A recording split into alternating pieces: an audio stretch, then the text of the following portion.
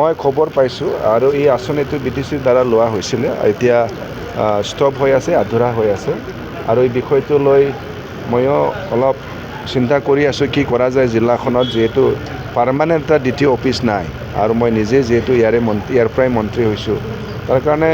এইবাৰ মই বাজেটৰ এটা প্ৰভিজন ৰাখিছোঁ নিয়মমতে BTC বনোৱা আঁচনিটো BTC কমপ্লিট কৰিব লাগিছিলে তথাপিও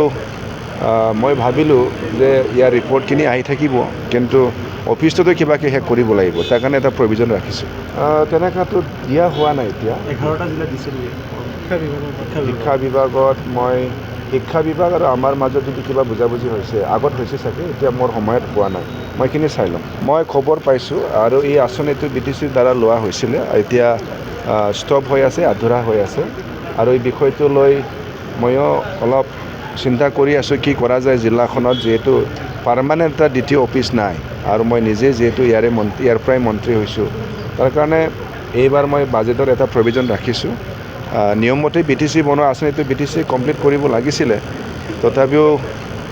মই ভাবিলোঁ যে ইয়াৰ ৰিপৰ্টখিনি আহি থাকিব কিন্তু অফিচটোতো কিবাকৈ শেষ কৰিব লাগিব তাৰ কাৰণে এটা প্ৰভিজন ৰাখিছোঁ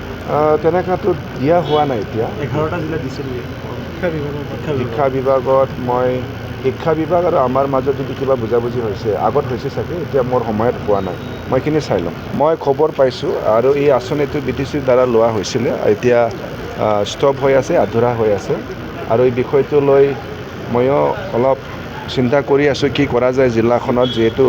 পাৰ্মানেণ্ট এটা দ্বিতীয় অফিচ নাই আৰু মই নিজে যিহেতু ইয়াৰ পৰাই মন্ত্ৰী হৈছোঁ তাৰ কাৰণে এইবাৰ মই বাজেটৰ এটা প্ৰভিজন ৰাখিছোঁ নিয়মমতে BTC বনোৱা আঁচনিটো BTC কমপ্লিট কৰিব লাগিছিলে তথাপিও মই ভাবিলোঁ যে ইয়াৰ ৰিপৰ্টখিনি আহি থাকিব কিন্তু